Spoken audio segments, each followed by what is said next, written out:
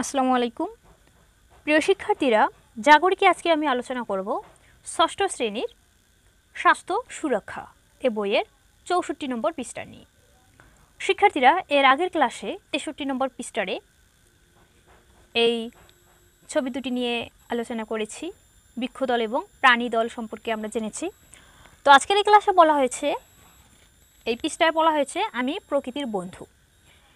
কেন এই উদ্ভিদ বা গাছপালা বা পশু পাখি আমাদেরকে বন্ধু দাবি করবে, বা কোন কাজগুলো আমরা করি বা কোন সহমর্মী আচরণগুলো আমরা পশু পাখি এবং গাছপালার সাথে করি যে জন্য তারা আমাদেরকে তাদের বন্ধু ভাবতে পারে, সেগুলো এই ঘরগুলোতে লিখতে হবে।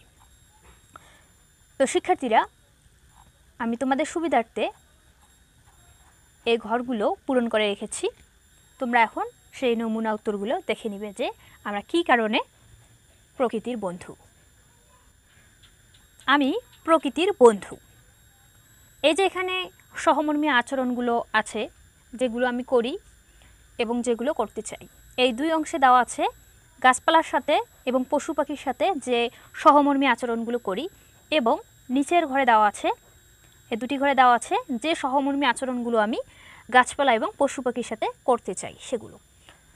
তো এই আচরণগুলো আমরা করি এবং এই আচরণগুলো করতে চাই বিধায় প্রকৃতি আমাদেরকে নিজের বন্ধু দাবি করতে পারে। তো দেখে নেই আমরা, প্রথমেই আমরা দেখে নেই গাছপালার সাথে যেই সহমর্মী আচরণগুলো করি।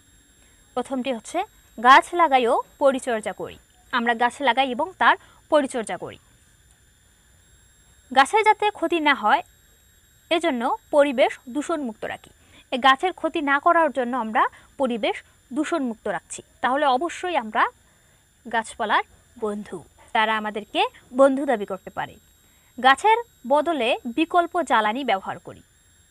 অপ্রয়োজনে গাছ কাটা থেকে বিরত থাকি।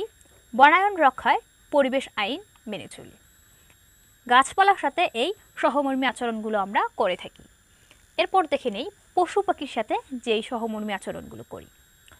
পোষা পশু পাখিকে খাবার দিই। আমরা যে পশু পাখিগুলো পুষি সেগুলোকে কিন্তু আমরা খাবার দিই।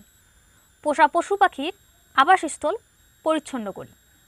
যেমন গরু, ছাগল, হাঁস, মুরগি আমরা পুষি, এগুলোর আবাসস্থল বা থাকার জায়গাটা আমরা কিন্তু পরিষ্কার করে রাখি। পশু পাখির ক্ষতি হতে পারে এমন কাজ থেকে বিরত থাকি। পশু পাখির জন্য অনুকূল পরিবেশ বজায় রাখতে চেষ্টা করি। পশু পাখি অসুস্থ হলে চিকিৎসার ব্যবস্থা করি। বিপদগ্রস্ত পশু পাখিকে সাহায্য করি। এই পশু পাখির সাথে আমরা এই সহমর্মী আচরণগুলো করি। তো এই সহমর্মী আচরণগুলো করার জন্যই আমরা দাবি করতে পারি আমরা প্রকৃতির বন্ধু। এগুলো হচ্ছে যে সহমর্মী আচরণগুলো করি। এবার আমরা দেখে নেব গাছপালার সাথে যেই সহমর্মী আচরণগুলো করতে চাই। অকারণে গাছের পাতা ছিঁড়ব না। অকারণে গাছের ডাল ভাঙব না। অকারণে গাছ কাটব না।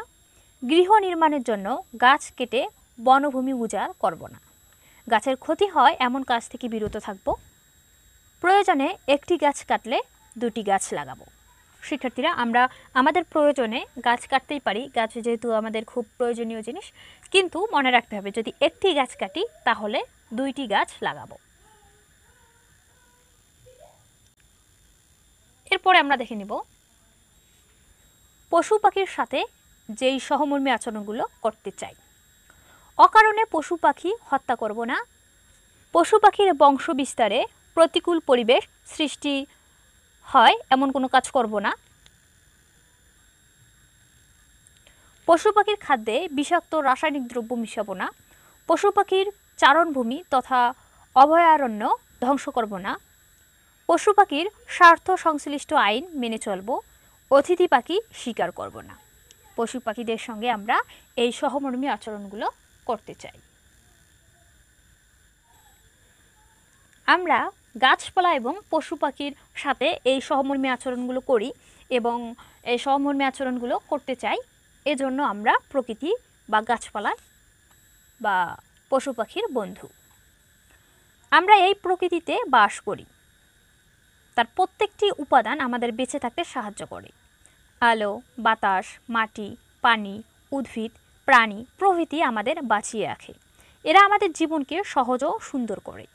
আমরা এদের প্রতি শ্রদ্ধাশীল ও কৃতজ্ঞ থাকব, এদের ধন্যবাদ জানাবো, এদের ক্ষতি হয় এমন কোনো কাজ করব না। শিক্ষার্থীরা, আমাদের বেঁচে থাকার জন্য এই উপাদানগুলো যেহেতু অবশ্যই দরকার, তাই এদের যেন ক্ষতি না হয়, এদের ভালোভাবে সুস্থভাবে থাকার বা এদেরকে সুস্থ রাখার দায়িত্ব কিন্তু আমাদের। তো শিক্ষার্থীরা, আজকের ক্লাস আর লম্বা করছি না, আজ এখানেই শেষ করছি। বাকি অংশগুলো আমি পরবর্তী ক্লাসে আলোচনা করব।